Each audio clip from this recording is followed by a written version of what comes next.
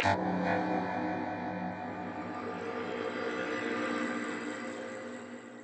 there! Did you know that you could get paid to spend time on Facebook, Twitter, and YouTube? As you know, businesses of all sizes are getting a presence on social media sites right now. Think of how many business profiles you've seen on Facebook and Twitter for all types of businesses, right from the big giants like McDonald's and Coca-Cola down to your local hardware store. Every business is trying to get attention on social media sites and get more fans, likes, tweets, and followers. All of this takes time, knowledge, and persistence, which many business owners are short on because they're busy with the day-to-day running of their businesses. So they're outsourcing all of this work on the social media sites such as Facebook and Twitter to other people. To people just like you.